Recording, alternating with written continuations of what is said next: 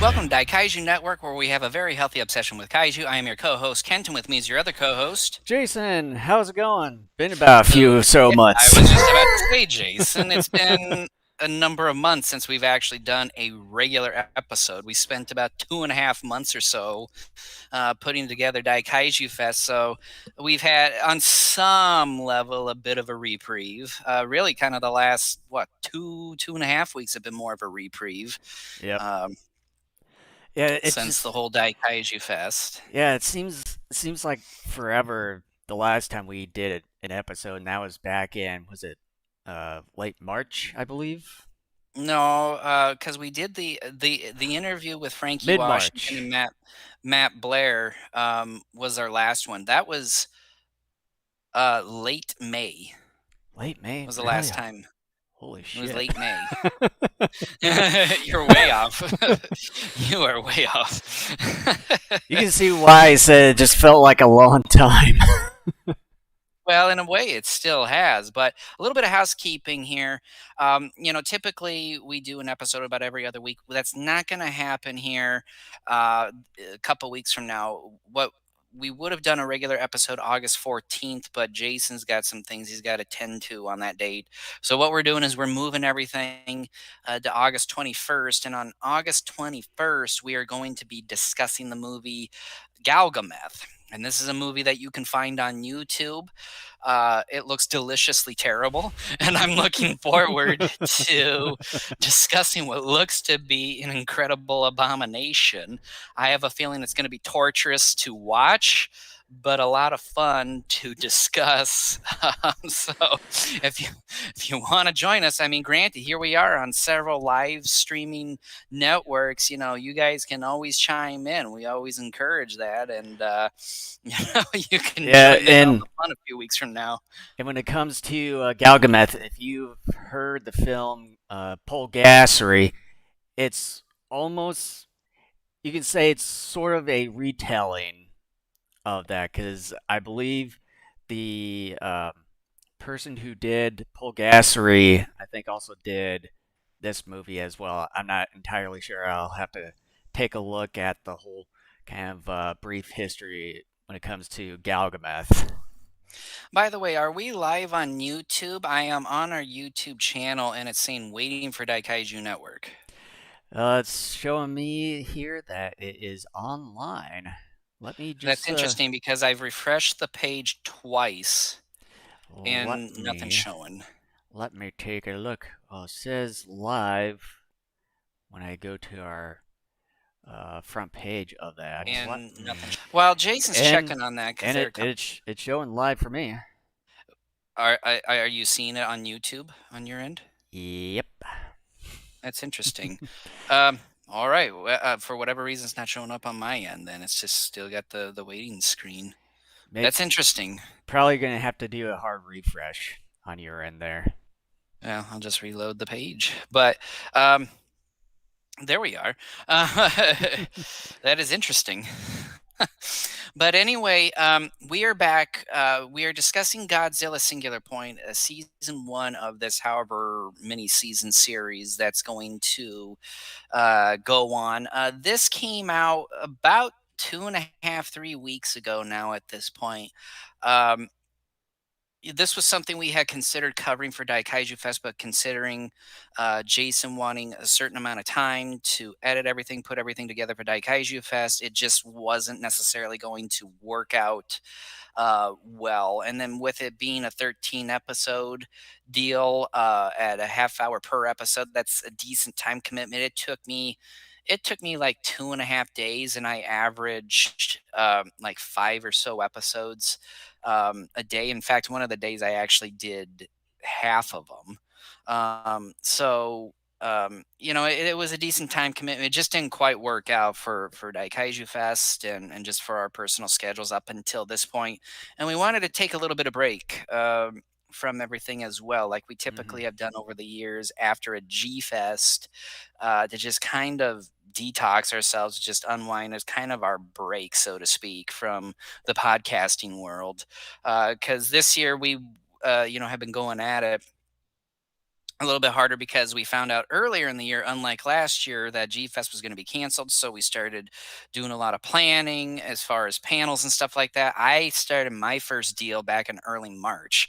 If you guys listen to it, it's on our YouTube channel. The commentary for the Japanese version of King Kong versus Godzilla. That was the first thing that I recorded, and I did that like in early March. I mean, and I remember doing that. I remember sitting here in this chair. I got a TV right over here, and I remember sitting here recording that commentary clear as day. And, I did several other things over the course of the next couple of months. And then we got together in early June to do our duo panels Well, where May too. necessary. And so, yeah, it's still been very busy as far as recording. So we needed a reprieve. But we're back discussing Godzilla Singular Point, and sort of similar, I would say, on some level in terms of the anime trilogy, in terms of how, from what I've seen, the fan response to it, it seems like it's a tad more favorable, but it still by and large seems like it's a pretty divisive entry. I'm seeing a lot of people say that Toho just needs to forget about doing Godzilla anime and all that. I will say the anime features have definitely been, in terms of their story content, anyways, more thought provoking in many ways. And some out there may take what I'm about to say as an insult, but I think on some level, I think the much of the Western Godzilla fandom at large doesn't want to be thinking much when it comes to their giant monster stuff. I don't mind thought provoking stuff. In fact, I think I find Hmm. it refreshing. When it comes to this sort of thing, because otherwise you just kind of get the same old for what we've gotten throughout most of this franchise, which is more or less monster smash. And that stuff's fun, but you got to push the boundaries of a franchise in order to make it relevant and in order to continue to just keep it fresh. Otherwise, the thing's gonna just die. So And when it comes to shows such as Godzilla Singular Point and then spanning out into 13 episodes, of course you're going to get more of a story development, story focused type of show, uh, more or less when it comes to uh, just a one and done movie or a movie just focusing on a specific issue in a span of like 1.5, 2, possibly 3 hours. Whereas this, you got 13 half-hour episodes. yeah, and we don't know how long this thing's gonna last. To my knowledge, I haven't seen any word as far as how many seasons they're looking to have. Obviously, they're gonna have at the bare minimum one more season. Whether this story arc concludes at that point remains to be seen. But I will say, though, too, in case I haven't said it, and I don't think I've said it on air here, this is going to be one of those few episodes where Jason and I think our opinions on this particular entry are going to diverge. This doesn't happen too often. Usually, he and I think very similarly, if not almost exactly alike, when it comes to a number of the movies and stuff that we discuss here, simply because, hey, we're brothers, we're only a few months apart. So not that, not like 3 months apart. Obviously, that's impossible. But like, we're like a year and a half apart, basically. So, like, we were pretty similar in many respects, and we grew up watching the same movies and all that stuff too. So our opinions on a lot of this stuff tend to be pretty similar. But I think this is one of those times in which we're going to diverge here, and I think that's going to be good. I think that's going to be healthy. I got some questions here, some of which I posed to Jason earlier in the week as I was watching this thing in preparation for this episode. He may not even have all the answers. Now, granted, this is an ongoing series, this particular story arc. On some level, it's concluded, but it hasn't officially. It's kind of like the end of a chapter, really. Or you could You say get it's sort some. of, or you could say it's sort of an end of a like a saga or a storyline for one season, and then it kind of uh, tails end with a possible other story plot for the next season. It's sort of like the end of one of the two first Lord of the Rings stories. You get a particular story you're wanting to tell. That particular arc has ended, but the story at large is still ongoing. So that's kind of what this is. So Jason, I told Jason, and we're getting right to this here. I told him, I said, you're gonna have to do the synopsis this time because I typically do them. I kind of got confused throughout most of the thing. I think kind of towards the end, certain things made sense. But in the large scheme, there's still some questions that I have that I'm like, if I were to try to tell this, I don't necessarily think I would either get it right or, So, Jason, take it away. The synopsis for season 1 of Godzilla Singular Point. All right, so the setting is Nigashio City, Chiba Prefecture in the year 2030. Engineer Yoon Arikawa of the local doodle shop Otaki Factory investigates happenings in a Western-style house long thought abandoned. My Camino, a graduate student studying imaginary creatures, investigates mysterious signals received from Misa Kyoku, the former Suguno district's administrative building. These two strangers visiting completely different places as part of a completely different investigations both hear the same song. Excuse me. As they become united, they are led into a battle beyond imagination involving the whole world. Godzilla Singular Point features a brand new staff and an original story which depicts the young geniuses they take on this unprecedented threat to the universe with their companions. All right, so that is probably a better synopsis than what I typically do. Let me guess. Did you read it off of somewhere? Yep. I got it from Wikipedia. I wondered. I even thought about doing that myself. I'm like, no, I'm not going to go that low. But Yeah, when apparently, it comes to Jason's going to go that synopsis, low. yeah, when it comes to synopsis with me, I'll tend to stutter and then do some long thinking. So I think this way would be a little bit of a better way to do it. Yeah. For me, on some level, this at least this first season is going to be a tad hard. Um, to discuss. Part of it is because, like I said just a moment ago, I am still a little unsure as to how certain things unfolded in a few areas. Second of all, I'm not going to lie. I occasionally just drifted off and daydreamed at a few points over the course because I kind of got bored. So that tells you right there. I'm going to be the one who's going to be more the Debbie Downer on this particular season, anyways. So I probably missed some things. And another thing, though, too, is I've only seen this series once up to this point. I didn't want to see it over our sort of little vacation period simply because I kind of wanted Jason and I to try to watch it at the same time. That way, we came into this podcast with a very fresh take on it. The more I've thought about it since I wrapped up the series here a couple days ago, is I wish now I would have watched it at least once after DKF and then watched it again this week. At least I would have had two viewings and maybe certain things would have become clearer. And then maybe on some level, at least on my end, I could provide maybe more context for certain things. But I'm going to be more of the Debbie Downer on this particular discussion, whereas Jason's going to be more the defender of it. Um, so by and large, you kind of ended off in your synopsis with our heroes going on this journey.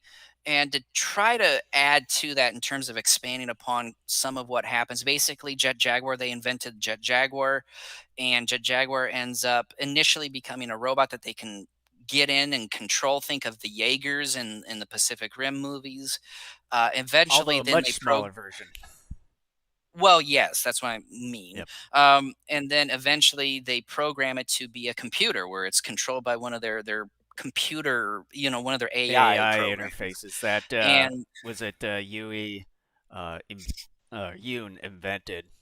yeah, and then what ends up happening, May, the lead female character in this story, she is more or less kind of a physicist of sorts. She's a graduate student, and she ends up doing a lot of investigating of physics and light, and then she and the character Yoon end up doing hell of a lot of texting over their phones as far as talking about. The future. Like, can someone or something foresee the future? They start to hypothesize whether a kaiju like Anguirus at one point could maybe foresee the future. And they're talking about these alternate realities. They end up finding about a singular point in this. Um, uh, I forget Yeah, I wrote the scientist's name. it's like the singular point that kind of does things with the past or records past and then kind of predicts the future sort of things, kind of like a space Mhm. time continuum sort of Yeah. point. And what they're doing is they're following the work of this scientist called Ashihata. This Ashihata just kind of upped and disappeared for unknown reasons. And so she ends up kind of searching through his notes and starts finding out that there are different ways. And again, this is kind of where a lot of stuff begins to get a little fuzzy with me, where as shit is hitting the fan, they start to realize that Godzilla being one of the singular points, they call it the catastrophe. It's about to unfold, and that there are different sorts of like futures or alternate realities that could happen. They're not sure, obviously, what's going to happen, other than it's very likely to be bad. And they send in their one computer program into this supercomputer called Shiva, which is also a company named Shiva within the series. And they start trying to figure out an alternate reality to try to stop what they call this catastrophe. And then this series. And they keep talking about kind of roughly maybe around episode 4 or 5, they start talking about this sort of weapon of sorts called the orthogonal diagonalizer. Shitty name, but it looks like the oxygen destroyer, at least initially. The kicker is that the real orthogonal diagonalizer, as we find out within the last few minutes before credits hit, is that the the real orthogonal diagonalizer was Jet Jaguar in various alternate realities who had always been around and shit and and ends up kind of at least for the moment stopping Godzilla and the catastrophe, and at the moment everything seems to be okay. Then you get the credits after the post credits, or excuse me, after the credits we see By them the way, working. spoiler alert. Yeah, I think that should go without saying for us anymore. Yeah. Um, we see them working on a Mecha Godzilla. It's the 74 design with some tweaks. I really like this design. I like this design of Mecha Godzilla. And then we see the supposed scientist who had gone missing. He comes in and kind of has this evil looking grin on his face. So um, there's Along probably some. with working the people from Shiva. Yeah, so there's obviously something going on there. So that again, kind of in a nutshell, that's what it is. There's a lot of other details, but I want to get into this stuff because I really think there are some serious issues with this series, and I have more bad than good to say about this. And so I want, and typically what I like to do with these discussions, even if it's something I don't like, I want to start off with the bad and end with the good to try to end on a better note. So what I would like us to do is for us to just start off with the bad. We take turns. We each say a piece. We discuss it, then we move on to the next point and all that. We keep doing that till we're done with the bad. Then we go with the good. What do you say? Fine with me. You want to start off with something that you don't care for? Yeah, when it comes to, um, I would say probably the biggest complaint that I probably would have comes with the evolution of Godzilla. And when it starts out, and I think you probably know this, is that he starts out looking like Titanosaurus. I mean, you can obviously see some of the traits of Titanosaurus in this, and it looks much different compared. Uh, and Kent didn't quite touch on this, that there's a painting, kind of one of the plot devices that sort of is like talking about the prophecy and everything. It has uh, Godzilla and then Rodan included in this painting, and the paintings with Rodan, they look similar to the ones that actually do appear in this show. But then when it comes to Godzilla, he looks completely different from this painting here. Basically red, looking like Titanosaurus in a way. And then once he uh, was it uh, gets onto Metamorphoses. land, when he gets onto land there, and then is enshrouded by this red dust. It follows all the kaiju, Yeah, minus Anguirus. I think Anguirus was the only one that didn't have the red dust, not that I know of. Which now which that is I think, strange. I hope that's which now, explained. which now that I think about it, that is a little bit strange. Um, That better be explained because that's a plot hole if they don't. yeah, but yeah, when it comes to the red dust, it sort of reminds me of that the red sand from Godzilla vs. Megalon. And there are some characters in there besides Jet Jaguar that are associated with that movie. But yeah, when Godzilla lands into Tokyo there and then shrouded with this red dust and then starts to evolve, all of a sudden he turns into like Furon in a way, but for some strange reason. And I get that they're, from what I've seen throughout this entire season, that they're trying to placate or try to have some of these monsters kind of as Easter eggs in a way, but it just, to me, it just felt a little bit forced in a way and just not quite as organic. Compare. I know you can probably hate this. Not quite as organic compared to Shin Godzilla evolution. Um, that's just the thing that I didn't really care for this evolution. I'd say when it comes to the Godzilla evolution, I would say that the Shin Godzilla version did it the best so far from what we've seen. And then along with that, the design for Megalon, which is a bit weird in a way for me, it was just kind of sort of hard to adjust. And then when they uh, our protagonists, it, along with JJ, where we're kind of caught up with all these megalons in a way, and then slicing and dicing them. You see like this bluish green goo coming out from Megalon, and then at one of Those the are appearances, megalons? I thought those were supposed to be kumungas. no, they're Megalons. Just, I mean, you can see the like the his horn design, and then his Oh, I little didn't notice. things. Yeah, But there are and then Hedoras that come out of these sliced yeah, up megalons. What the hell? yes, and that's kind of some of the things that were just sort of forced in, like these Easter eggs that were just sort of forced in to kind of bring up these member berries for the fans. It's pandering, and it's one of the Yeah. things that I had issues with Shin Godzilla.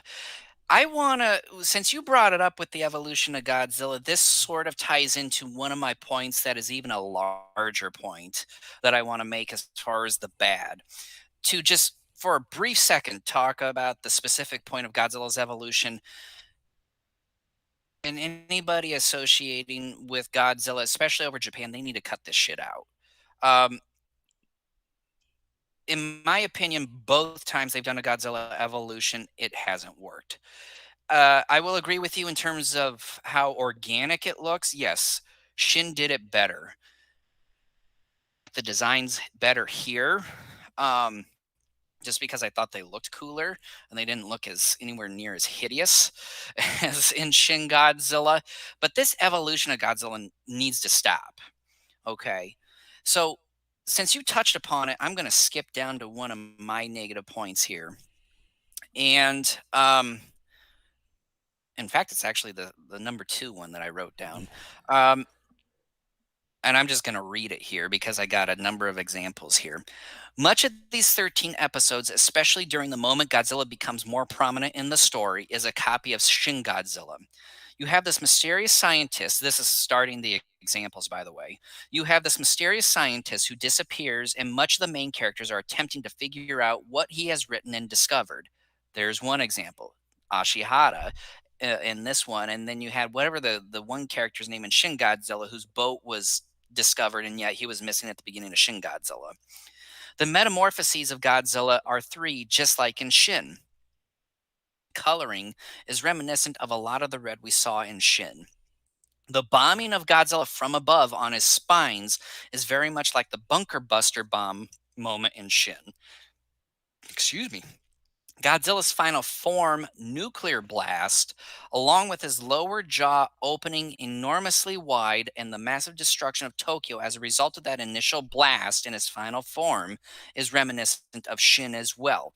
Basically, what I'm saying there is when Godzilla's in his final form and he uses his fire breath, the destruction and sort of the look of that beam and what happens there in this um, singular point is looks very similar to what we got in Shin. At Um, least the one thing that he didn't have beams come out from his back or tail. Thank God. Um, Godzilla's quote unquote cocoon state is the same type of deal that happened in Shin when he was in a temporary hibernation mode. Even his tail is incredibly long. Not only do I not like Shin Godzilla, the fact that so much of this is a rehash of Shin Godzilla and some type of attempt at a sequel is not what I wanted. The rehashing of stuff done before is lazy storytelling. That is one of the bad points I have about this particular um, series, is that basically once Godzilla becomes involved, this so much reminds me of Shin Godzilla. I just could not believe the mirroring that I was seeing here. Like, not only did I knew that Godzilla was metamorphosizing in this series before I coming didn't in. either. Yeah. No, well, I no, I'm saying I did. Not only did I know that, because I knew that before even watching it. I didn't think too much of it, but once it started unfolding within the story and how it happened, I realized, holy shit, they want to on some level redo Shin Godzilla while at the same time sort of bringing in a pseudo sequel of sorts to Shin Godzilla, and I had to laugh because in Godzilla's second form here, when he has some more prominent dorsal spines and he's walking in between two skyscrapers and they drop this big bomb or two on his back, I'm like, that is exactly like what happened in Shin. And I became angry. I'm like, because when I talked about that movie here almost, what, 5 years ago now, I remember saying one of my issues with that movie was pandering to a lot of fans, like how that score just reused so many scores. Just the fact too that there were certain types of Easter eggs in there that I'm just like, they did nothing to the story at large. This particular series is doing similar things. They are pandering to the fan base while not making any real attempt at a more substantive newer story here. And even though in a larger sense they are, when it comes to some of the more specific points like the Godzilla and some of the kaiju action, especially with the singular Godzilla moments in this series, it is very reminiscent of Shin. And I take huge issue with that. I'm someone, it's like, look, if you've done it once, don't do it again because it's already been done. Give me something new. It may not work, but at least you tried something new. So I'm really disappointed with how they took care of most of those singular Godzilla moments here. Um, I did not like it at all. To me, it was another rehash of a movie that I absolutely just abhor. And I did not want that again. Hmm. So, since I already said a piece, you can go do another piece that you didn't like. Yeah, and I'm not entirely sure if I got the point when it comes to the red dust, which is sort of kind of one of the uh, plot devices in a way. I don't know if there was a real main reason as to why there's this red dust that keeps reproducing uh, from from behind the monsters and everything, except for Anguirus for some strange reason, as well as the Megalons too, for that matter. Uh, I know that they kind of sort of touched upon some of the molecular uh, aspects of the red dust here and there, but I'm not sure if I quite catch sort of the main reason as to why there's this red dust that keeps spewing from the monsters wherever they go. And that's sort of kind of made me confused in a way. I thought it was sort of a thing that dealt with Rodan possibly in a way, but as the story progressed, it kind of was a part of some of the other monsters again, except for Anguirus and Megalon. And when it came to Godzilla, he just produced massive, massive amounts of the red dust. So I don't know if they could have been like the same species with this red dust that sprouted from the ocean in some specific part, or if there's yeah, that's sort of the one thing I kind of got confused on. Yeah, I know they made two, if not several, attempts at trying to explain it initially within the first handful of episodes, but they were all theories. I don't think any of them were proven to be correct. So I think the jury is still out on that as far as what all that red dust means. But I do remember them talking about, is it the Rodan's way of trying to um, create their own environment that is more habitable to them? That was one theory that was brought up. I remember, and then another one. They talked about something where jellyfish had somehow sucked up like similar red dust at like a odd number of years earlier, and I can't remember. They said it either And made then them bigger or something. I think it Um, sort of sprouted a new jellyfish species or Yeah, something. like it was yeah, it's had something to do with that. And again, I think the jury's still out on that. Like I said earlier, Anguirus didn't have it, and like you just said, the Megalons didn't have it either. I hope that's explained because if not, that is a big plot point, a big plot hole that just is never explained because those are the only two kaiju at this moment in time that come into the movie. Well, I keep saying movie. Come into the series that don't spew that because you have the Mandas that come in and do that. Godzilla does it for sure, and the Rodans as well. By the way, this was something. Um, this to me is going to be a negative, and I didn't have it written down. Um, Didn't you get a feeling that on some level with the Rodans that they sort of were trying to copy on some level, uh, the Gamera trilogy from the 90s, that the Rodans were kind of acting like the Gauss on some level. As far as flying in huge flocks, probably, yeah. Just a bunch of them that they're attacking people and all that. Well, I think from what they were doing is going after more of the electronic, which is kind of another thing Right, yeah.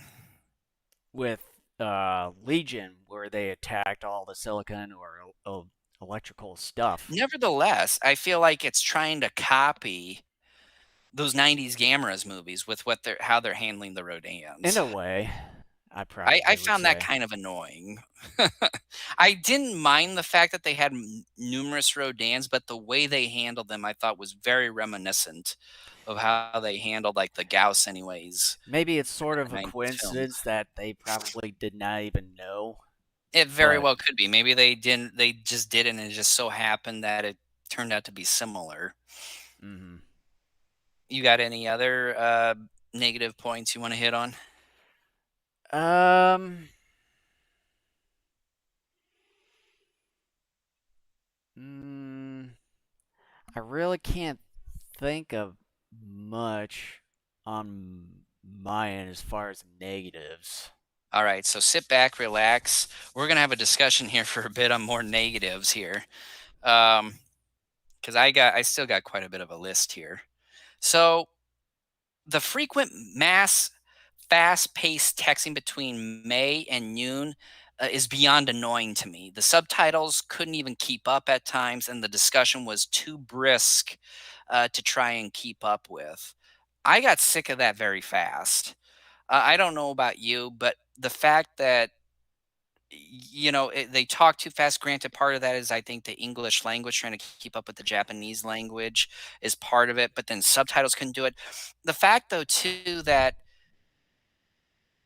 you just can't keep up with it. It's too fast. I think there are better storytelling methods to get this stuff across, and what it ends up becoming is exposition to try to tell the audience, okay, stupids, here is what we're talking about. Here is where we think it might go. Well, and I think with them talking over while the doing the tech stuff, I kind of understand later is that that's kind of what the text is saying is what they're talking about over uh, while the text is going up. But I can kind of, and I think from what I've seen that they use sort some of the subtitles when it comes to these little GIF icons and stuff that sprout up Right. from time to time.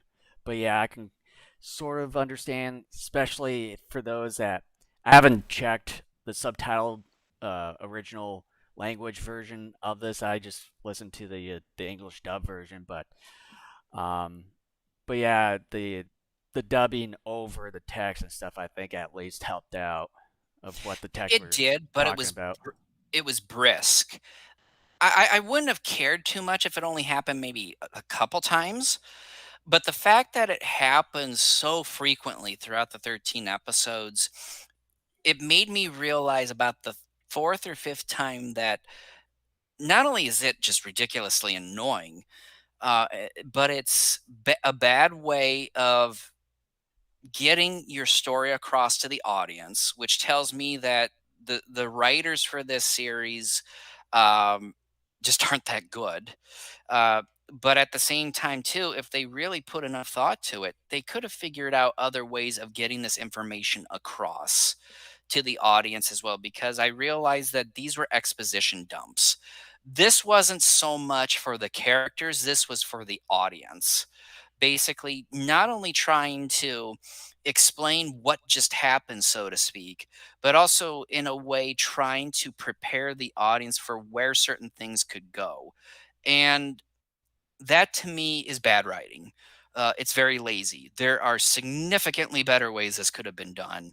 And like I said, too, just the method of trying to keep up with it. The subtitles couldn't do it. Even the dub couldn't keep up with it. I would hate to watch this on subs only, um, because this to me would be even a bigger nightmare to try to keep up on the subs if you did that only. I did not like it one bit. I thought it was terrible. I thought it was a bad storytelling method. Um, So let's see here. All right, another point here. Speaking of storytelling, that is what is the worst part about this series. The inability of the writers to be more concise in their writing and to be able to convey those thoughts cohesively makes this project come off pretentious and bad. This 13-part series could have easily been cut into about 6 or 7 episodes max, and the series would have been better served if the writers did a better job. Also, with physics being a huge part of the story, the writers have to assume that much of their audience isn't familiar with the subject. Granted, for a Japanese audience, perhaps their people, as a result of the requirements for their education, are familiar with the subject. However, in the United States, that's not the case. So I know with this point, I may sound a little bit hypocritical in saying that they need to explain some of the physics to us, even though I just criticize them for this exposition dump. My point is that twofold in what I'm saying there is that um, uh, there are better ways of getting points across through better storytelling methods without basically taking a time out and sort of in a roundabout way speaking to your audience.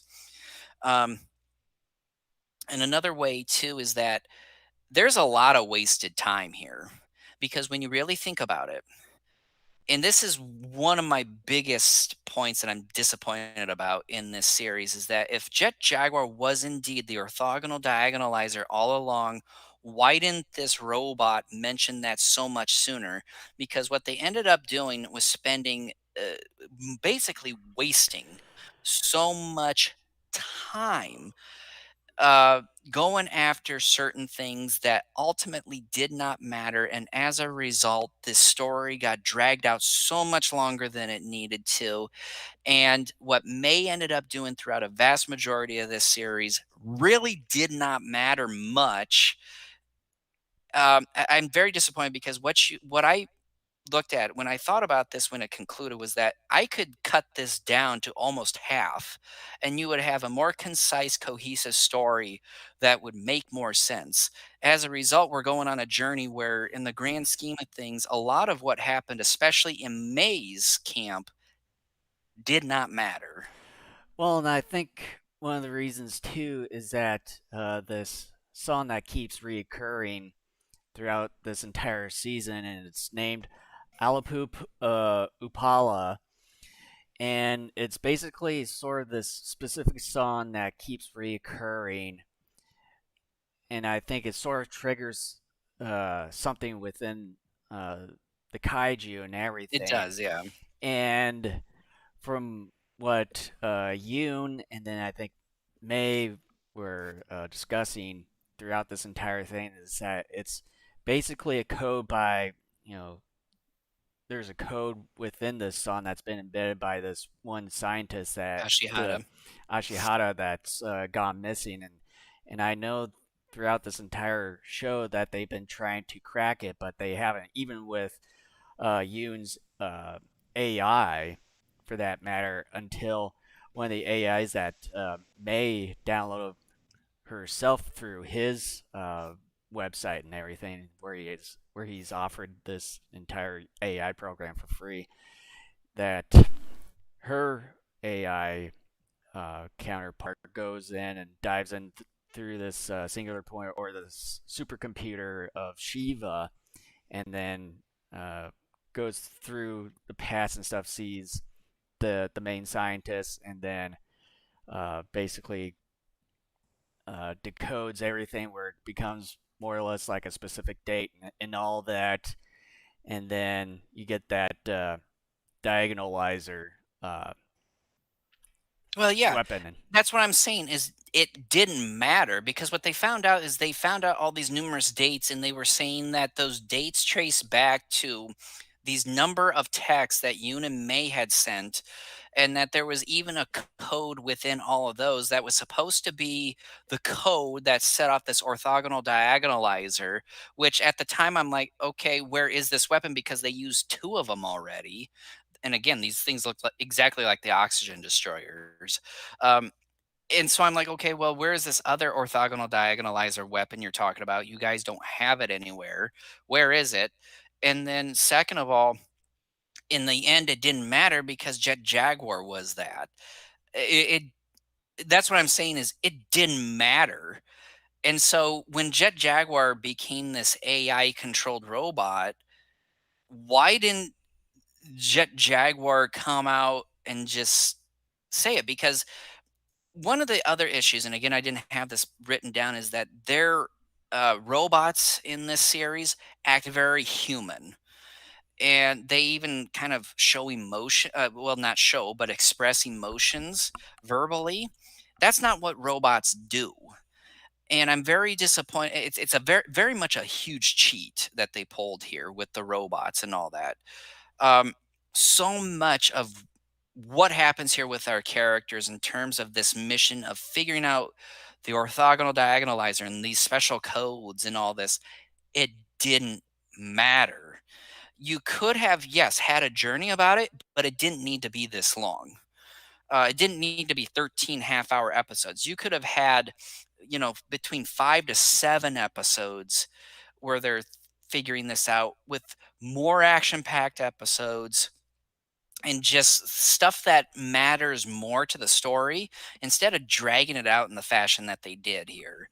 That is my problem with it because it's like, um, someone saying, "Look, let's go on this road trip. We live in New York. We're going to drive all the way to California for this huge concert. I don't know exactly what it is, but it's going to be huge. It's going to be the big event of the decade." And you drive over 3,000 miles across the country. You get there and you realize it's nothing more than a local band. You're gonna be pissed because you spent all that time, money, and what have you on that journey, and in the end, a lot of it did not matter. Well, and then when it comes to anime and stuff, you probably don't watch quite as much than I do.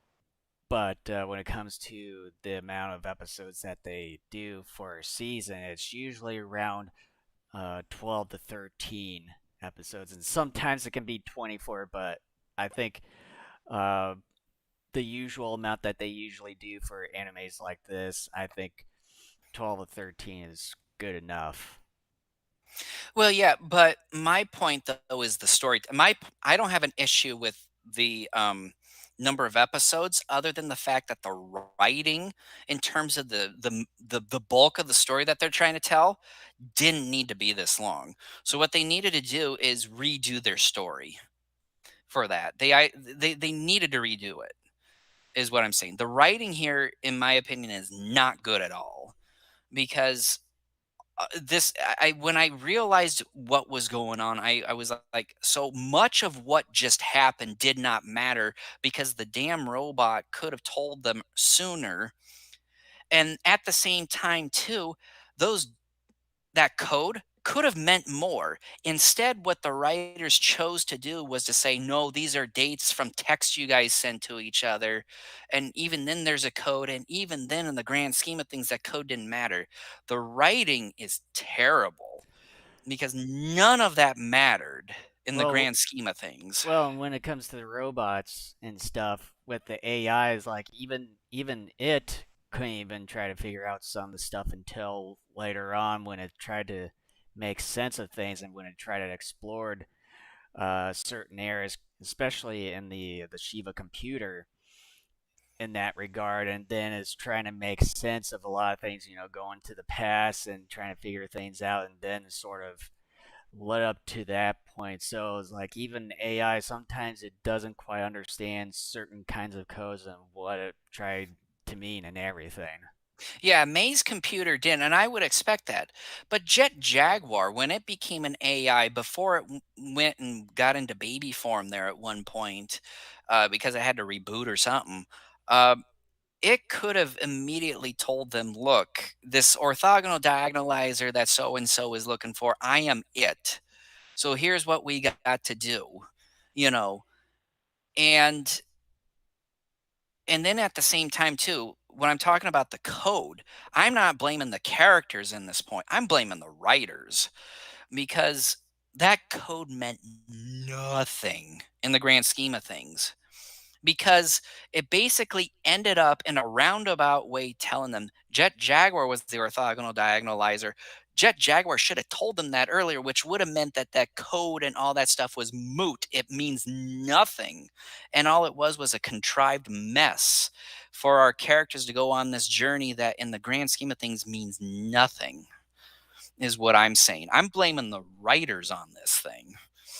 That's what I'm saying. Well, even with Jet Jaguar, I think it's still sort of the same thing because it's also the same AI too, and then trying Right, to. but it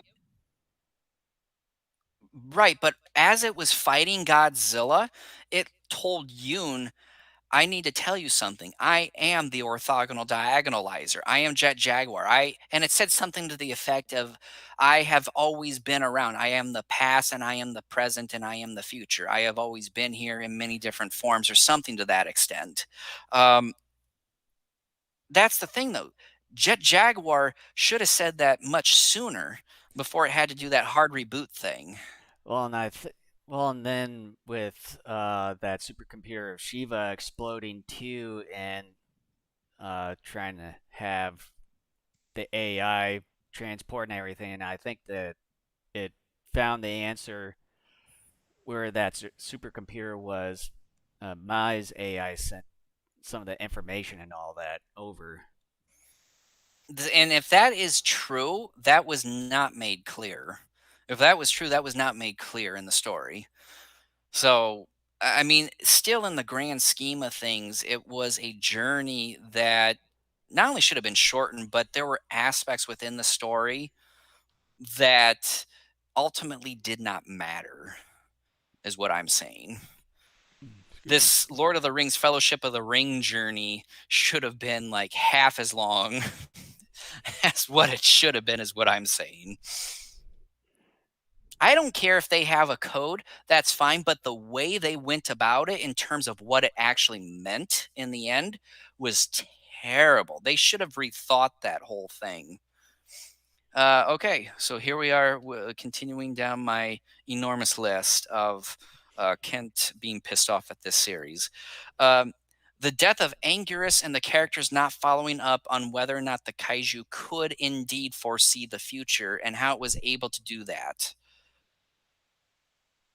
So what I'm saying is, if you remember when they found out that it would shake its spikes right before someone would shoot like a gun at it, they had an idea that maybe it could foresee the future, which was why like half a second before someone would shoot their gun at it, it would shake its spikes and ricochet the bullets and stuff off into a different direction.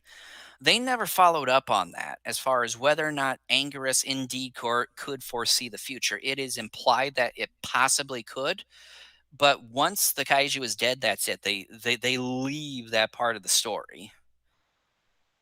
Anguirus more or less was poorly served in this story. All Anguirus really served for in the end was one of its tusks was used as Jet Jaguar's main weapon for like the final couple of episodes. Poor guy. He was fodder just to get some sort of tusk weapon for a robot that didn't do its job really. But do you have anything to add about that? Nope, not really. All right, continuing Kent's pissed off journey here. Um, the score for this is barely noticeable, and when it becomes noticeable, isn't that good. It's arguably the worst score in any Godzilla feature story. I came awfully close to buying the score for this earlier in the month. Uh, I'm glad I didn't, but the part of me is there's a part of me that's very much a completist when it comes to certain Godzilla things like scores. I own every single Godzilla score. Well, you bought yourself that new Mortal Kombat movie, so why don't you do it with this Well, thing? I'm a Mortal Kombat fan. So that's part of it, but at the same time, like I told you, I want to see it's a train wreck. Like I got to understand why this thing is terrible. But Could have just rented I it. still may end up buying the score to this ridiculous, anime just because I'm a completist when it comes to Godzilla scores, cuz like I just said a second ago, I own all the Godzilla scores. Um the Godzilla music and all that. Like to me, film scores are a big deal. Like I like listening to that stuff. I know you do too. That to me is a big deal, but I don't want to buy this awful score, but I have a feeling I will anyways, just so I can be like, it's part of my collection, but boo. Do you I have anything mean, to say about the score? well, when it comes to score, yeah, they do add in the Godzilla theme in there. That's probably one of the Pandering. things that you'll recognize. But when it comes to animes and stuff like this kind of specific anime, not some of the other generic ones, but this specific anime, they'll tend to have kind of the more random esque uh, type of songs and everything here and there. You know, when I've watched Cowboy Bebop or some of the other ones from the past, and even some uh, of today, that they'll tend to have some of these weird, obscure type of music. So down to the brass tacks, I'm sort of used to these weird, obscure type of music that they add in for these specific animes. So It's not so much that it's obscure, it's just that I don't think it's good, period. Hey, turn off your phone. I can't. Um, but, I just don't think it's, all that good. Again, we get the, famous Akira Ifukube Godzilla theme. Yes, that's always nice to hear, but again, Ifukube's been gone since what, 2003? Um, let's drop that for all future installments. Like, I think it was kind of neat when they did it in King of the Monsters because, an American production, had never done anything like that before. I'll make an exception for something like that, but I still think it is pandering. I had an awful time when Shin Godzilla reused not only that piece of music, but various pieces of music from. No, it wasn't the Mysterians. It was, what was the pseudo sequel to that one? Pseudo Um, sequel to Mysterians. yeah. Oh, what was that one called? With the saucers, and they take over suit. Um, and they are on the moon, and they destroy the alien base on the moon, and then there's the big. Gorath. No, not Gorath. Um, what is it? Hey, Lincoln. Let's see. You're here. You see the Rebirth of Mothra Blu-ray down there? Oh, it's a Battle in Outer Space. Oh, never mind, Lincoln. Battle in Outer Space. Yes, that's what I mean. Um, what the hell? Oh yeah, like, what I'm talking about. The Shin Godzilla reused some music from that. I even reused music from Godzilla vs. Godzilla 2. Like to me, that was all just pandering. And to me anymore, when you use Ifukube's Godzilla theme, it's pandering. I know it's synonymous with Godzilla, but for example, Tim Burton's Batman from 1989. Danny Elfman scored the Batman theme. That is the Batman theme that was used in the animated series that followed up shortly after that. And a lot of people think that that is like the perfect Batman theme. But guess what? You don't hear it in all these other films. Yeah, you did hear moments of it in the theatrical version of Justice League, um, but otherwise, it's never been reused. Joel Schumacher didn't use it in his two films. Christopher Nolan didn't. It wasn't used in the Batman versus Superman. So like, let's stop it. Like, it's just pandering. I just don't care for the score here. Well, It's just not good and memorable, they except for sort of being bad. did. They sort of did kind of the new theme, particularly in the Millennium series. They started with And I Godzilla didn't like it 2000. there either.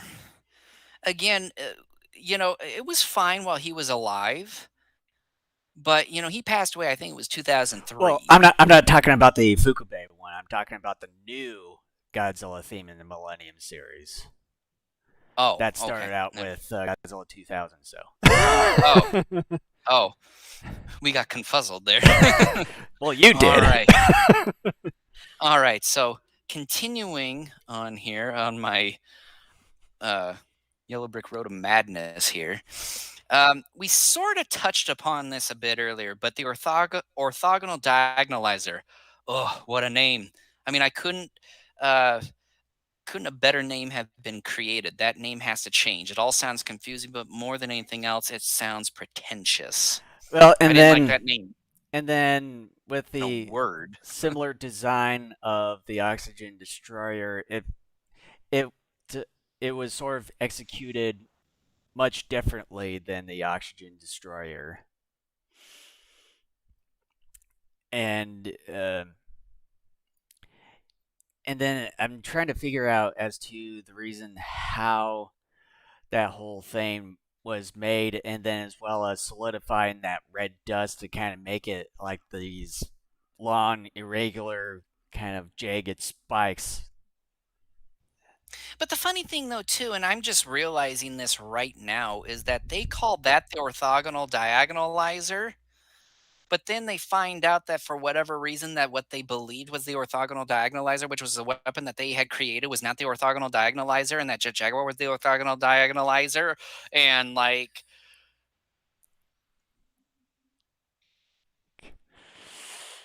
Okay. this movie broke me. So again, that doesn't make sense because if what they thought was the orthogonal diagonalizer, couldn't it still be the orthogonal diagonalizer in their own way? It just doesn't make sense. But anyways, the name is bad, and this whole coming up with a weapon that they thought was it but wasn't. No. Well, I can see that they sort of abbreviated when you look at it, same abbreviation as Oxygen Destroyer, but I'm not entirely sure the reason behind the renaming part, even though it was more or less used in the air against the red dust, solidifying it. Whereas the Oxygen Destroyer, obviously, in water, destroying all the oxygen or sucking it all up. Yeah. Okay. I still don't like it. um, the idea in the final episode they can move Ashihara's code to the past is preposterous. If it was that easy, then the delay could be indefinite if they desired.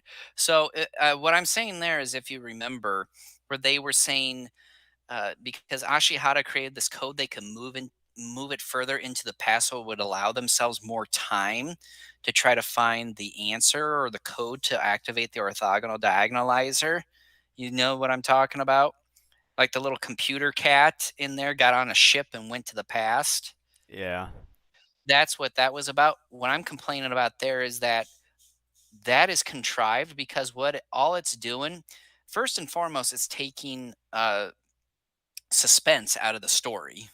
First off, second of all, it doesn't make any sense in any type of real world situation, anyways, because basically what it's saying is you more or less turn back time.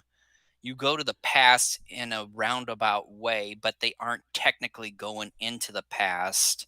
They're more or less sort of like distancing the catastrophe from happening within mere moments. and, and so what they're doing is just saying, hey, let's go back. And I'm going, no, that doesn't happen, because events that happen in the real world, like if a tornado is coming at you, you can't be like, look, well, you got to take that forecast and rewind it, because this just isn't going to work right here. That's kind of what they're doing, is this bad thing's coming, let's turn back time, but in a way we aren't turning back time. And it's just like, no, first and foremost, you're taking away suspense, because that's what we want here. We want our heroes to save the world, in the last moment. Or are they not going to save the world? Who knows? But then it's like, well, let's just go back in time. Let's just try to figure it out. But then it's going, no, you take the suspense away. And at the same time, that's not how it works. It's just like, then you can find the answer. And it's just like, no, you don't do that. You know, I come to the realization you're thinking way too much into this stuff. Well, this is stuff. No, let me tell you something. Typically, please stop doing that. Typically, when um, that was my son, ladies and gentlemen. For those of you listening to the audio version, I wasn't telling Jason to stop that, but What did because I he almost made do? my son almost knocked me out of my chair here. Um, this stuff just happened to me. Like, typically, I don't think that much during movies. I just kind of take it as it comes. But I've gotten to a point where I catch certain things here and there if they come up. And so this was one thing where I realized they were saying, well, just go back in the past. And immediately, my first thought was no, because you just killed suspense. Because you know how like everybody's like, do you cut the red wire or the green wire, and the clock's ticking, and the audience is there with you. It's like, oh, are they going to make the right decision? Are they going to blow up? That's kind of what this situation was. And the guy's like, why don't we just, go back into the past? And my first thought was no, because you just killed suspense. And then they did it. And I'm like, no, you killed suspense. And then I thought about it for like a moment later and I go, that makes no sense, anyways. That's contrived. That's what I'm saying about that. It just, my first thing, like I said, was that it killed suspense because then the catastrophe can be indefinitely averted until they fucking for. So that's a no partner. All right. We're getting a little close That's to the end of my list here. that's why I just turn off my brain because all of it is just Toho science, so you just don't need This to is think some of about it. the worst Toho science. So that particular moment, right in the top three, easily, if not the top, because it killed the suspense to begin with, and then at the same time, I'm going, that's not how that works. Like, I am willing to go with How did you maser know beams and that? all that stuff, but How did you know because that you that can't, not works? like I just told you, like if a tornado was coming this way, I can't go call up the local weather station and be like, no, you gotta like somehow rewind your forecast here because this thing is coming. I want to avert it. You got to give me more time. Like, that's not, when events are about to happen, they're going to happen whether you want to or not, is what I'm saying. All right, on to the next point. We're gonna leave that one in the past. But thing I brought up to you, but I want the audience to hear about it, and maybe somebody out there can explain it to me, unless you have since figured it out. And is Shiva responsible for the dimensional mishap? Because I thought Godzilla and maybe the other kaiju were. If that's the case, then why the hell did they need the orthogonal diagonalizer? All they would need to do is stop Shiva, meaning the supercomputer.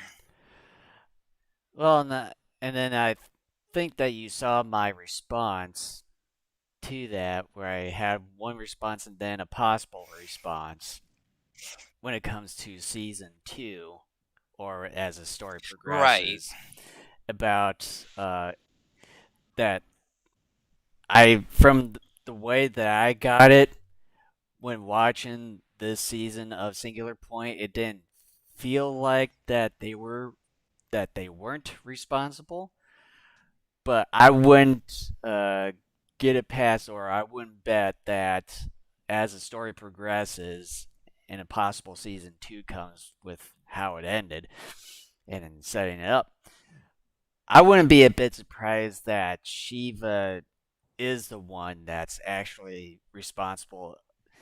And with kind of my theory is if they are responsible, that they wanted to at least bring out Godzilla, destroy him. And that's one of the reasons why they wanted this orthogonal diagonalizer, is destroy him first, and then with the very end part with the post credit, building a Mecha Godzilla with whatever reason that they're doing it for. They didn't quite say it, but there could have been a reason as to why they could have been responsible, and then building Mecha Godzilla out.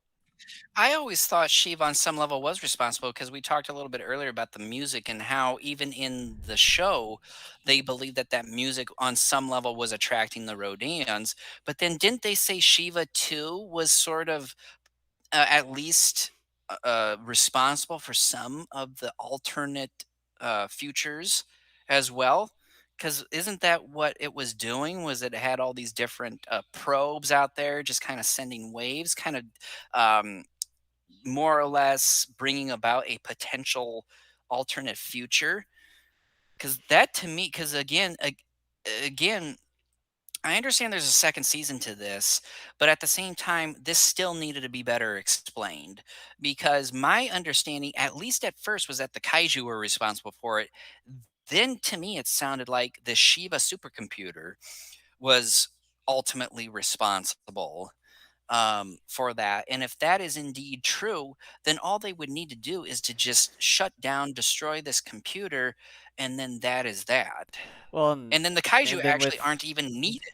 well, and then with the protagonist, they probably didn't even know that was the case, and I think there's probably a much more deeper, complex behind the scenes dealings going on with Shiva and how they're Oh, I'm doing sure, things yeah. if that is if they are responsible, and with the head scientist there at the very end that we see him with that sort of evil grin, I wonder, and then with that Daikaiju, sort you of mean. thinking it, it's sort of hard to pronounce in a way.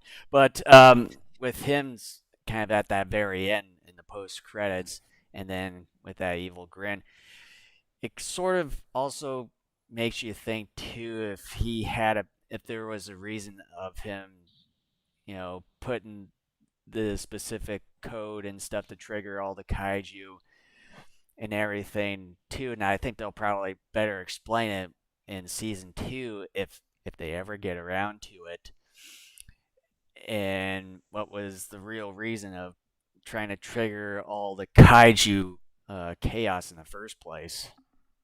Right, but then again, it's just like because I do believe to me it sounded like Shiva was more responsible, but then of course too, it's coinciding with this like legend that the red dust and all that with Godzilla and the Rodans.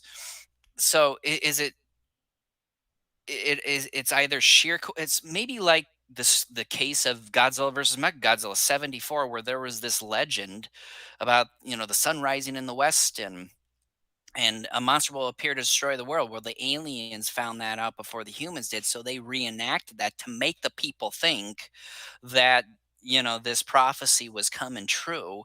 And in the end, on some level, it kind of was true because the sun was rising in the west that helped bring about King Caesar. But here, I feel like on some level they're trying to do that, but they're again the writing is terrible because they're not being clear about it. They want it to be both ways. They want it to be both the kaiju and Shiva, and I'm like, it can't be both because one has to be the driver. You can't have both because it doesn't make sense. If you have both, then what's the point? Is what I'm saying. Either the kaiju are responsible for this or that supercomputer is. Well, and since you bring up that sort of scenario from Godzilla vs. Mechagodzilla '74, I'm guessing that they've sort of possibly came up with that story themselves too, or sort of copied that plot line or storyline the writers did from Godzilla vs. Mechagodzilla '74. Well, and it could be. I'm not saying they copied it. I'm saying it's similar to how that story unfolded, is what I'm saying. Yeah, But and that one was better told. That one was cleaner and more cohesive as a story. That one was easy to follow. This one isn't. It's trying to have its cake and eat it too, and it can't do that. Um, we already talked about this point about Jet Jaguar being the orthogonal diagonalizer and how everything else is end up meaningless if that's true. So we'll skip to my final point here. Characterizations are bland. While I don't necessarily dislike any of these characters, I cannot connect to the heroes, nor do I fully understand the villains. Excuse me. Sure, there will be another season, but with such a mass of events taking place throughout these 13 episodes, getting to understand a modicum of the villains and heroes is essential here so we have some idea of what we have. So again, it's sort of the writing, but this time it's more character specific, and that I just don't. T- we don't know anything about their personal lives really. We can't connect with them or even understand them on certain levels because everything starting out of the gate, you know, Jet Jaguar, stuff hits the fan, and orthogonal diagonalizer, orthogonal diagonalizer, orthogonal diagonalizer, light bending, light bending, light bending. Can you foresee the future? Never gonna give you up, never gonna let you down. But I think, as far as the characters, I think that they've at least ironed out some of the things that they have done in the past here, as far when it comes to Yoon and May, that you at least get a basic understanding of some of their background history here and there, the reason that they're in their own specific fields there, and I think that's sort of kind of all you needed to know, and it's sort of kind of the same thing when it comes to the other Godzilla films here and there. You sort of get some of the basic background history with certain characters here and there in certain movies. So it to me it's still sort of the same thing in my point of in my opinion. Well, I will respectfully disagree with you there. I think the movies, yeah, I mean, I've talked about, like, for example, GMK, how I've always said that the human characters in that movie are some of the worst. In fact, I think they're the second worst group of human characters in a live action Godzilla movie. And I've always said the ones from Shin Godzilla I think are even worse, just because again, the motives are not there. There's nobody likable there, etc. I've explained that numerous times here on this podcast and what have you. Um, but I don't like hate anybody here.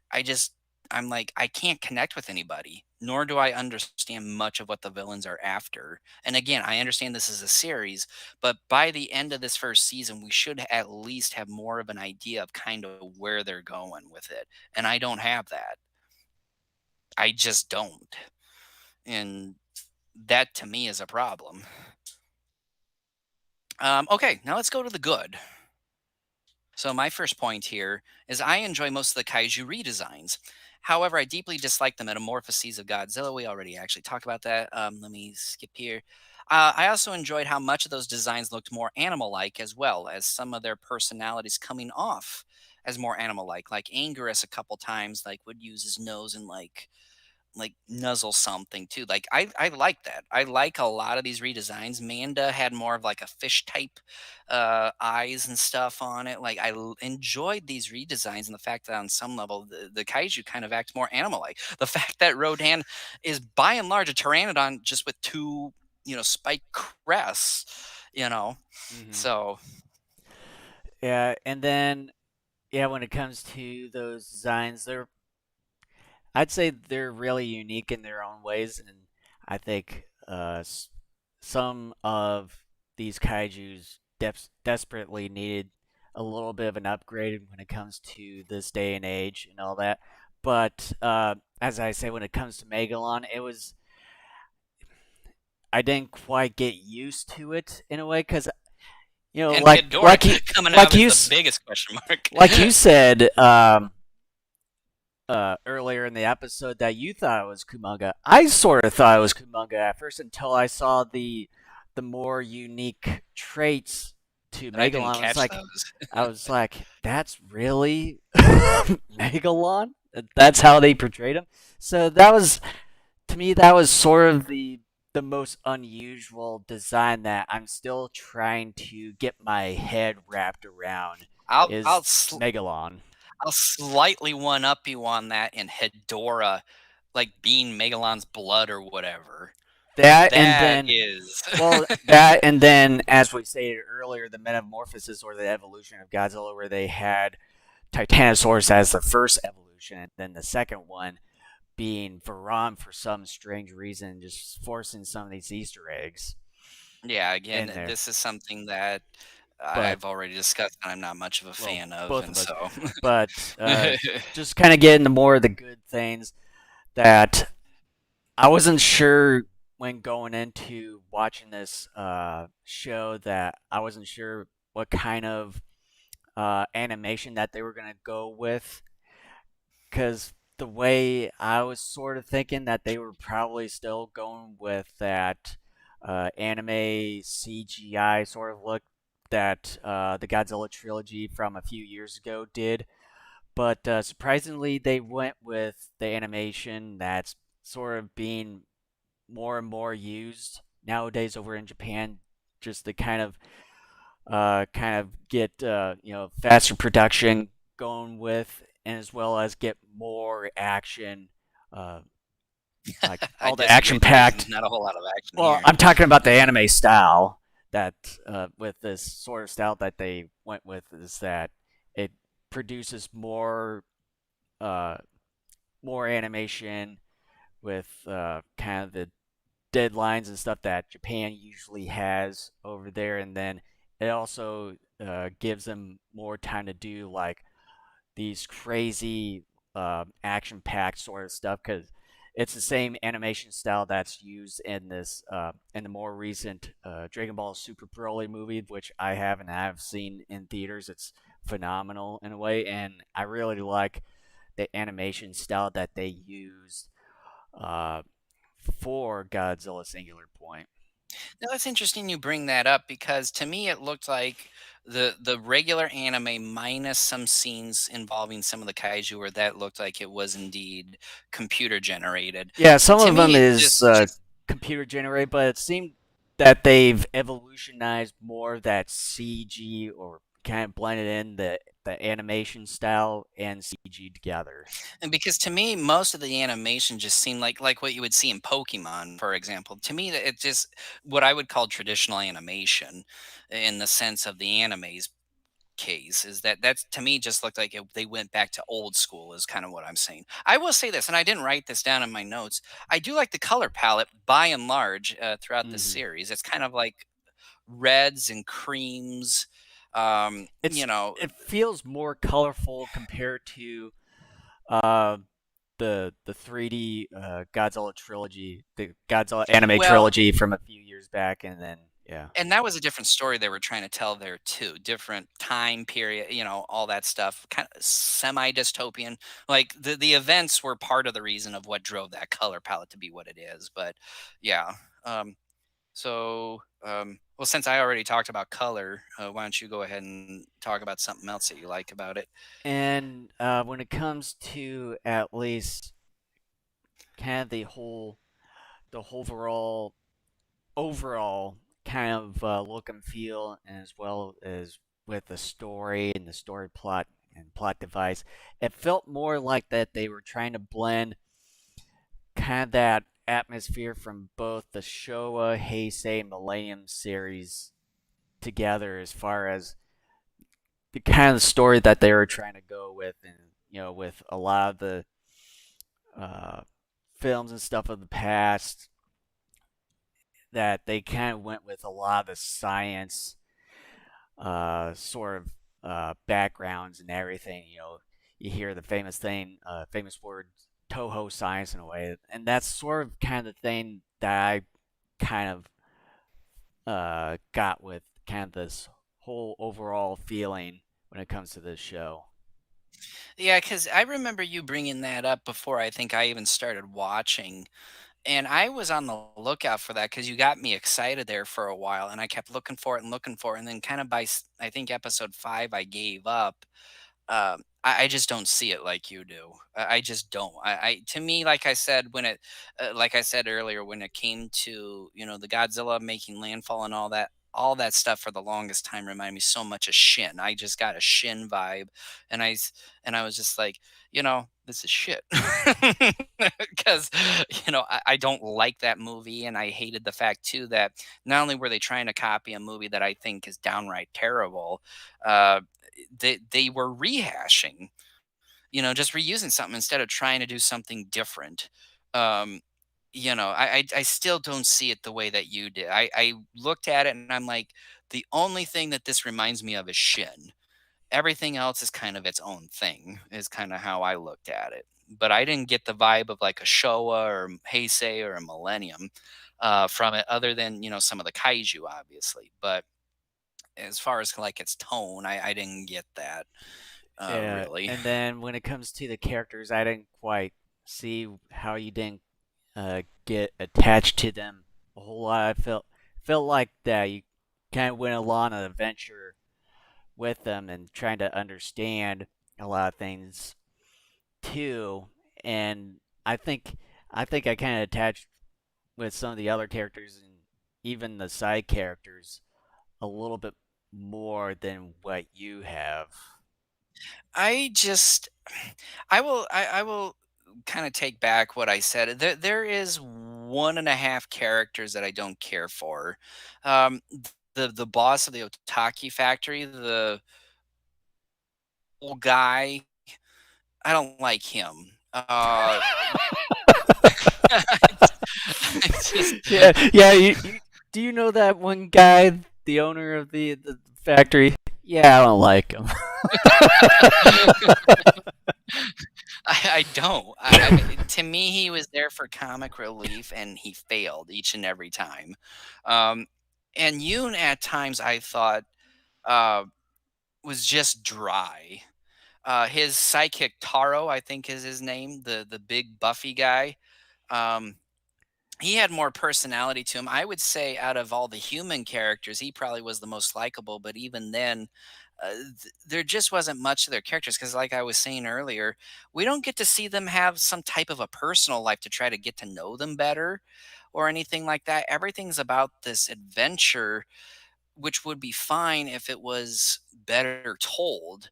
Uh, but like if you aren't going to give me nonstop action, then you got to give me good characters. And a lot of people, complained about the anime trilogy being dull and that there wasn't a whole lot of kaiju action. Well, one of the main reasons why I love it is because I thought the characterizations there were incredible. I've been on record here at least a couple times saying that I think some of the best character writing out of the entire Godzilla saga is from those three films. Because I just am like, you got characters here that I can relate to. I understand their motives. Um, I can relate to them, especially Haruo, the main character and the hero of it all, which is very important. Here, I didn't get that. I couldn't figure anybody out because the writers never took the time to give them some type of personal life to where you can kind of explore them, or just even in the midst of the adventure, sort of like what they did with the anime trilogy, just tell their story through the events that are unfolding. They just didn't do that. And again, I don't understand it. The writing um decisions they made here have me boggled, but at the same time, very frustrated because this should have been better, in my opinion, than what it is. And I'm deeply disappointed. But But get on with the good stuff. yeah, so another point was seeing a number of different kaiju was nice.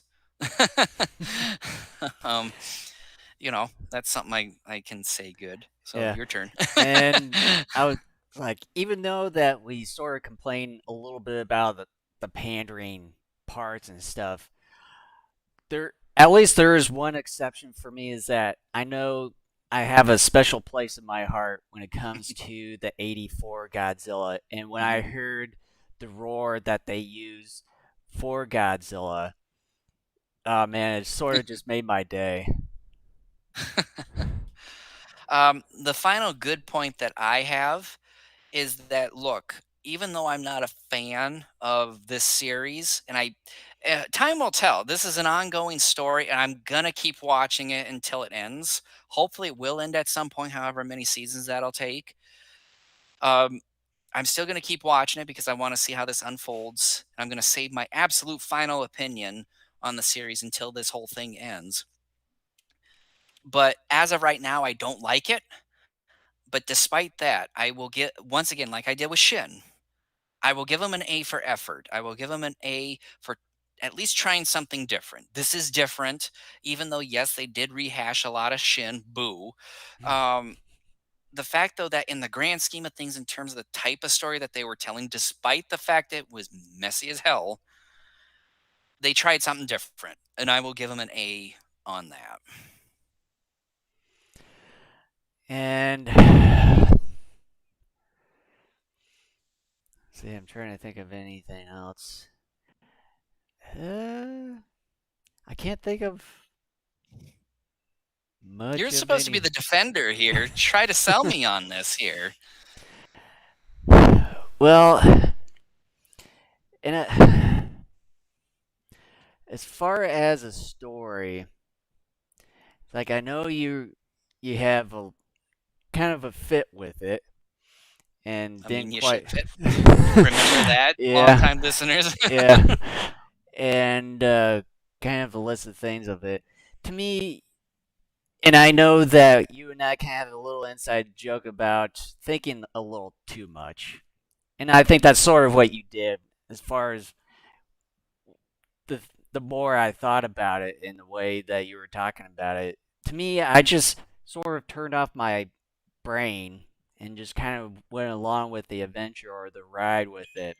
And I think it just when you think about it, it just felt more like a God's like an actual Godzilla TV show or a movie that in that way. Just as I stated earlier, when I kind of had this overall feeling of, kind of like the Showa, Heisei, and the Millennium kind of atmosphere melded in with the show, how they went about it with kind of all the science stuff. That's sort of how I was thinking in a way, just kind of turn off my brain and just kind of went along with the ride.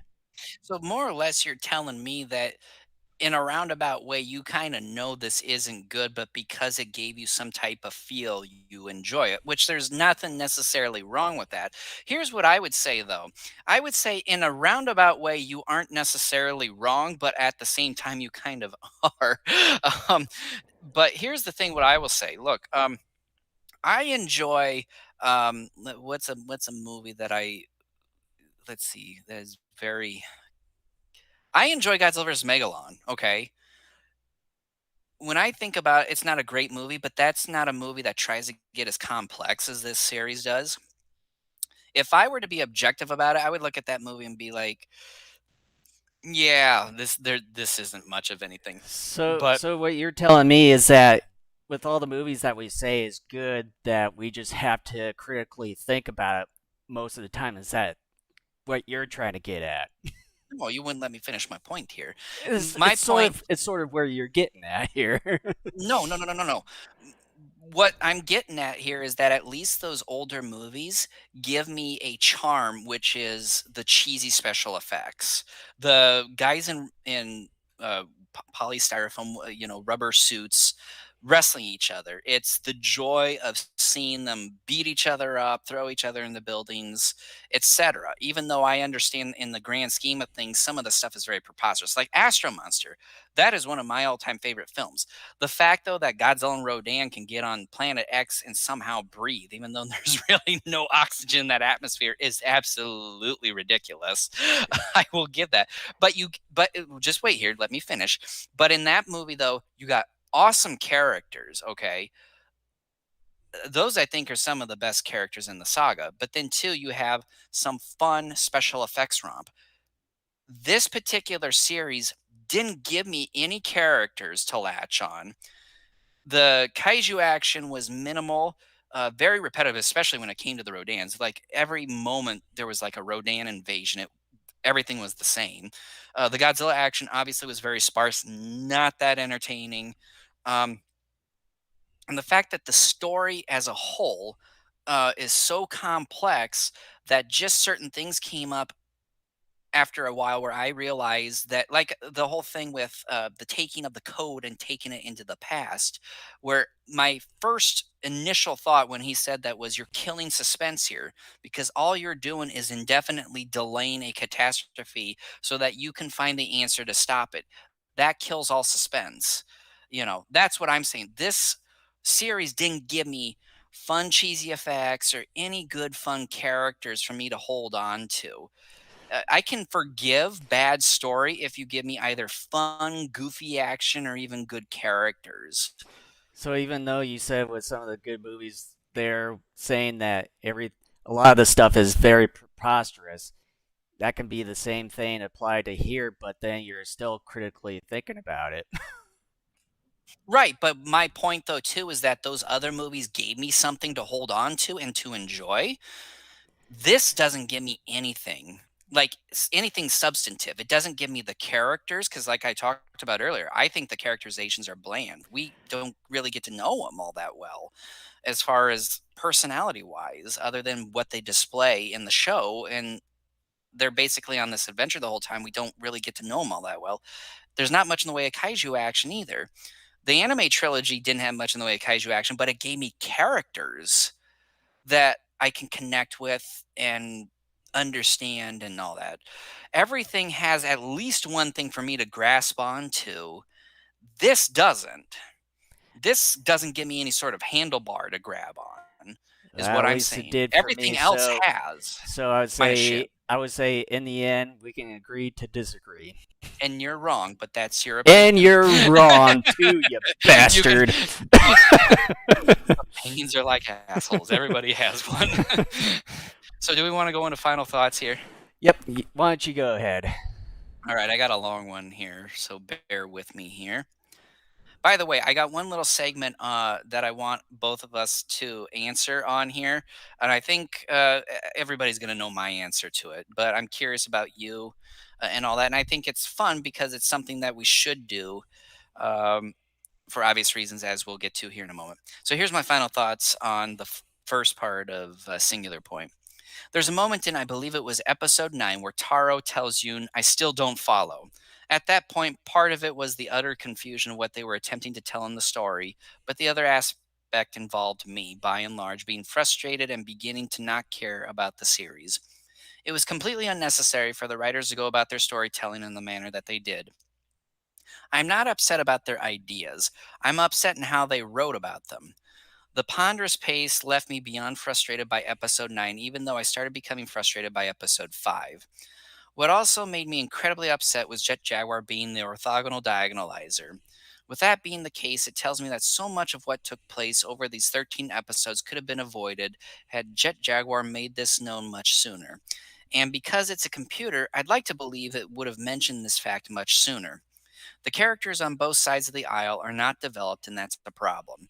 I understand there will be another season, but we should know who are who are I forgot a word there, who the heroes are, and have an idea of what the villains are after.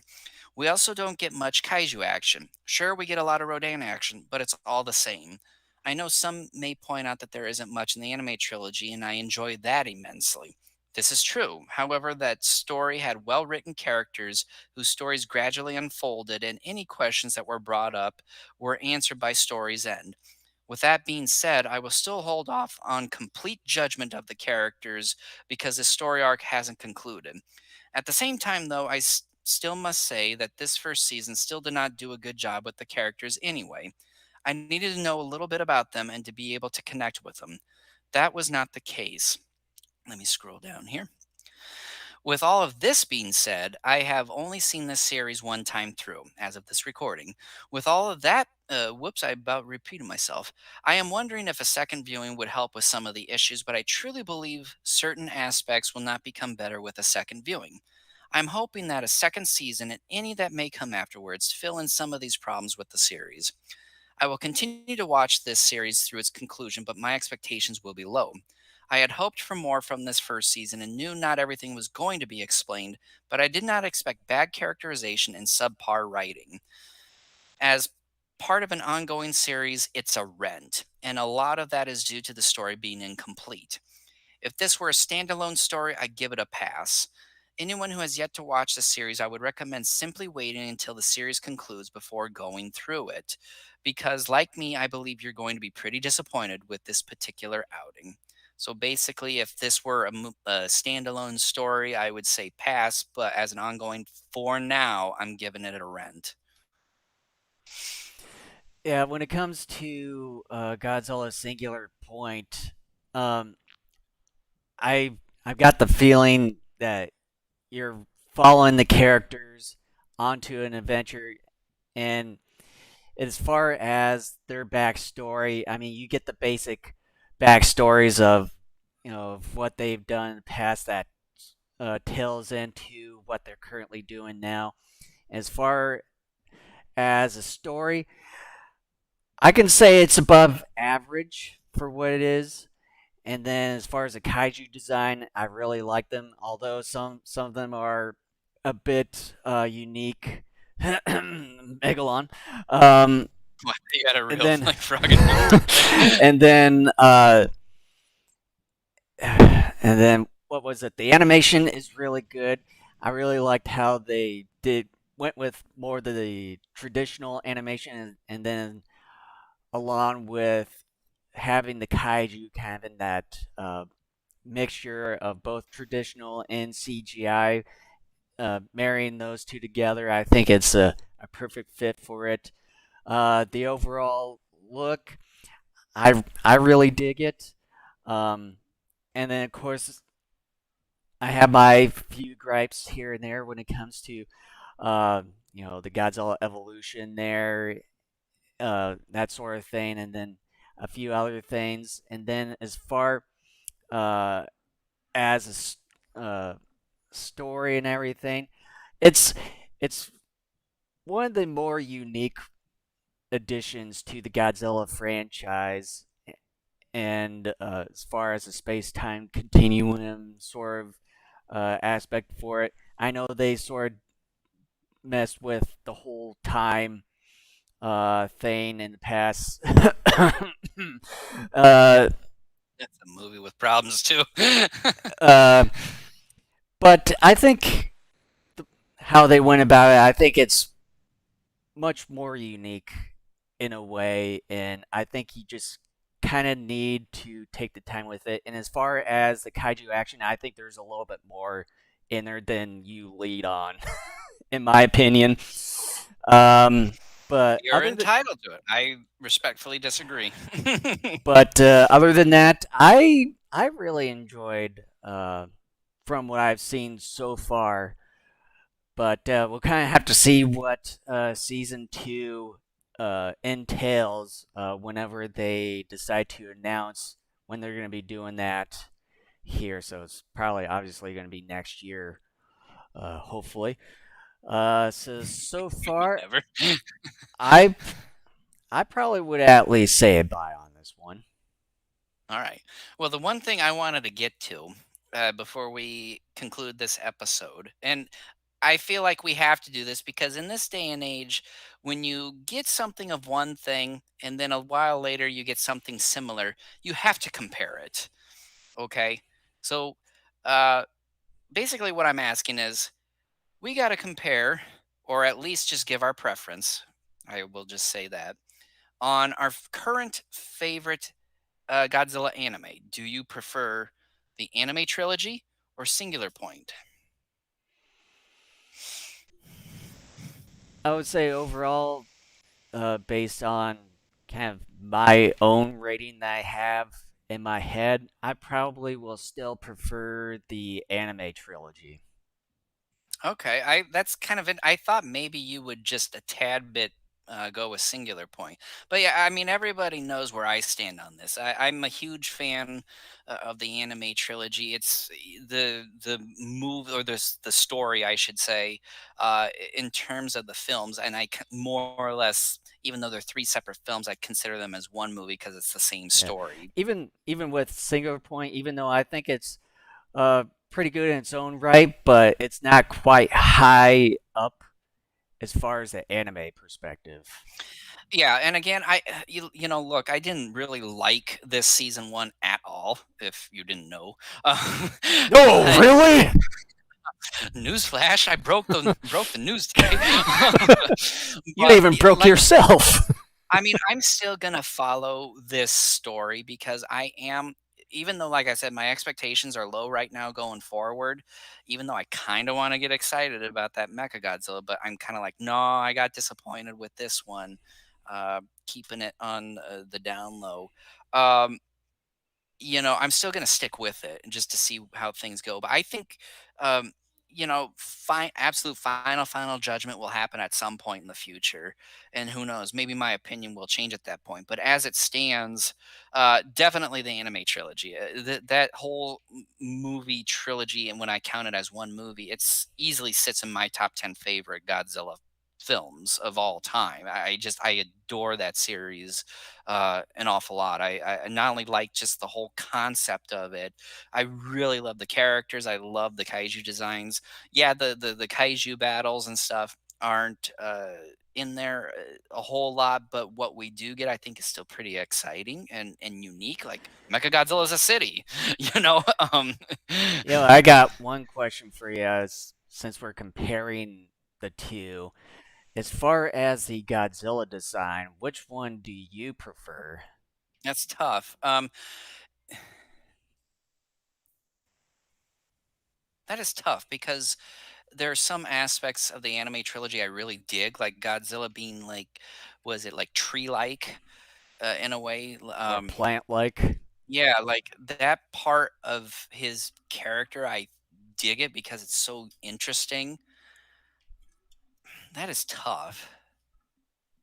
I'm gonna. This is a cop out, but I like both at the same time. Like I really do like this one, and I don't like the long tail on this one though.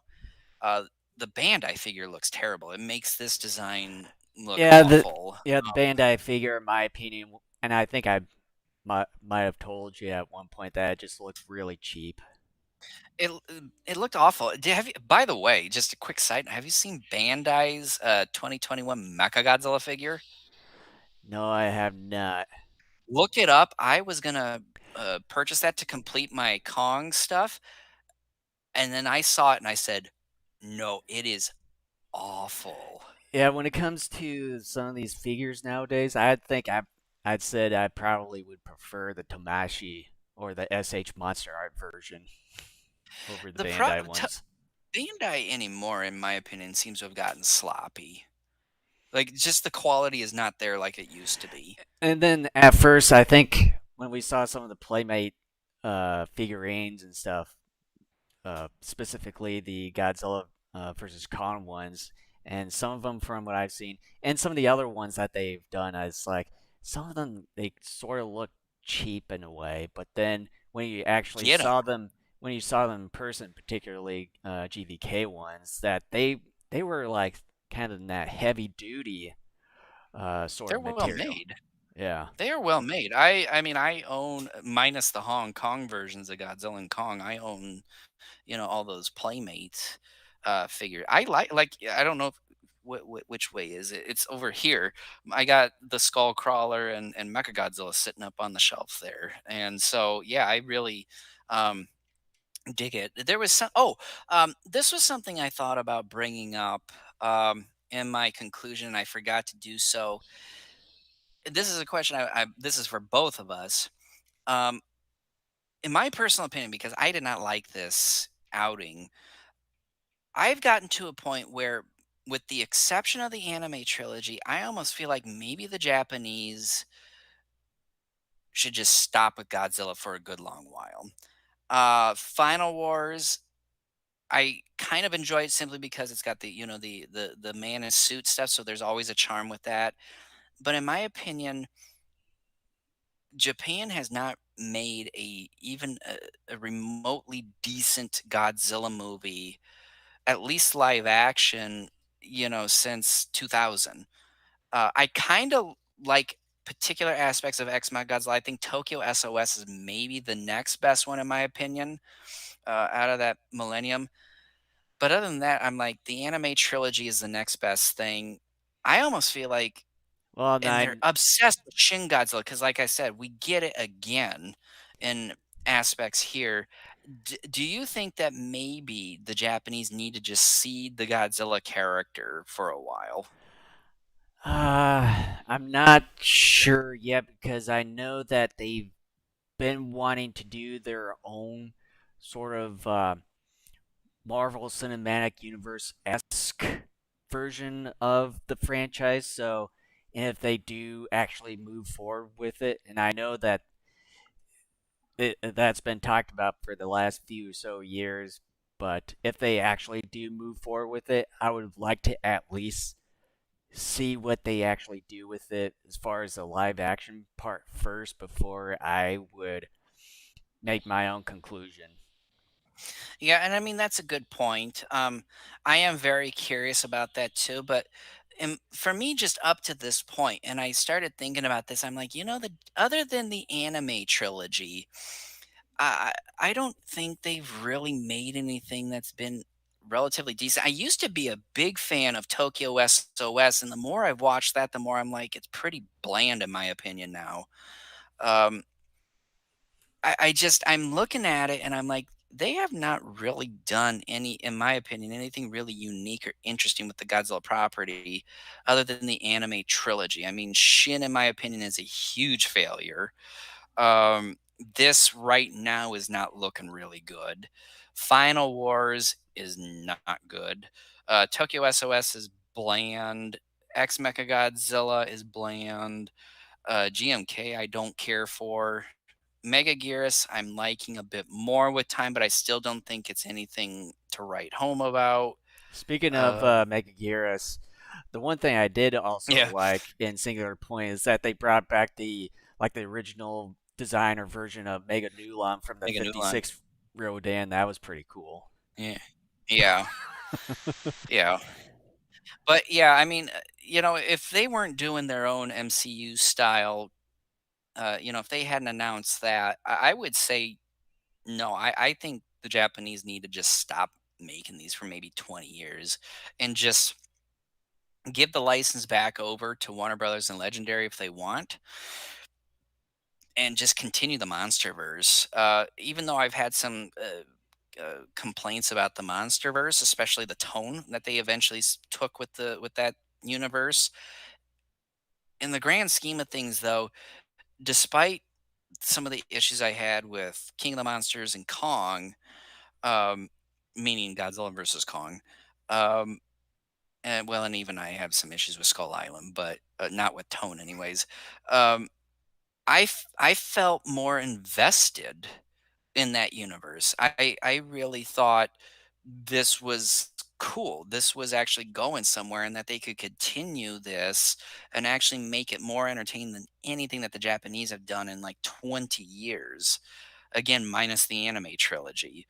Um, I just I felt like Warner Brothers and Legendary really had something going on there. They obviously executed some of it. I really think that if Warner Brothers and Legendary wanted to do more, and Toho gave them the license to do so, including license for more characters, that would take off into something bigger. And I think Warner Brothers and Legendary have already proven that they've done better than what Toho has been able to do for quite some time now. Well, and at least sort of setting up this continual backstory that they have done, I would say, starting with King of the Monsters, kind of going more in depth with Godzilla and his mythology, and as well as the other Titans as well. Yeah, I mean, I'm still kind of mad that they just kind of off the Titans the way that they did, but um, like I said, I have my gripes about that universe, but just in the grand scheme of things, though, like when you look at my Facebook profile now, you probably saw that I have a MonsterVerse banner on my profile, right? Maybe. But Let me anyways, go I check right have it now. on there, which means that I like the MonsterVerse. But I know on my Facebook thing I had the split of Godzilla and yeah, Kong there you got the split for face. a while. Yeah, but I mean, I do like the MonsterVerse. I think despite Oh yeah, my yeah, problems, yeah. I saw that one. Yeah. it's, very entertaining. Like I was talking about earlier, how this particular season 1 of Singular Point didn't give me anything. It didn't give me kaiju action or characters to grasp on. Whereas a film like Megalon, yeah, in a big technical objective standpoint, the film is ridiculous, but the special effects and the action sequences give me something to hold on to and to be like, look, this film is really ridiculous, but I sure do have a lot of fun with it. That's kind of how the MonsterVerse became with King of the Monsters on into Godzilla versus Kong. I'm like, sadly, these two movies deviated from the tone and all that was being taken with 2014 and then Skull Island. I'm like, I'm disappointed that they deviated from that, but by golly, these are fun to watch. So, grasping onto the entertainment factor of those two films, it's like, yeah, the stories are preposterous. There's a lot of issues with it, but it's fun to watch. I like watching Godzilla smack King Ghidorah around and Mothra fighting Rodan and all that stuff, and Godzilla fighting Kong and unfortunately, for whatever reason, Godzilla is OP'd and, Mhm. and all that. But That's what I was trying to say.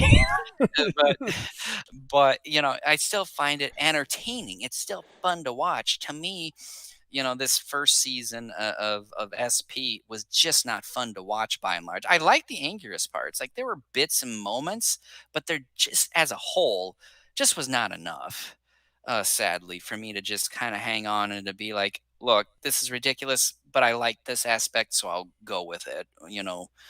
I think certain films and shows can be forgiving if there is a decent um if there's something within the movie or the show itself that you can hang on to and be like, look, I really like this part or this aspect, and I will like it because of that, despite the fact that what's over here is pretty stinky.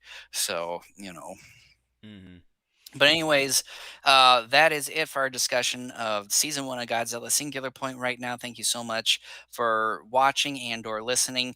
Again, we are not coming back until August 21st, where we will watch Galgameth for Galgameth. for our next discussion. Again, that movie is available on YouTube. Go ahead and watch it if you wish, and then that way you can join us in the discussion a few weeks from now if you wish. Like I said, I expect a terrible film, but I think it's going to be a lot of fun to talk about. So, yeah, Yeah, and I with that, you can watch us everywhere on YouTube, Twitch, Facebook, Periscope, and as well as D Live. Like and subscribe to us at those places, and as well as you can listen to our audio version of our podcast over at Apple Podcasts, Google Podcasts, Spotify, iHeartRadio, and as well as TuneIn. And you can as well watch us live at our website at daikaijunetwork.com. and so with that, once again, thank you so much for watching or listening to us, and we will see you in a few weeks. All right. Catch you guys on the flip side. Flippity doo.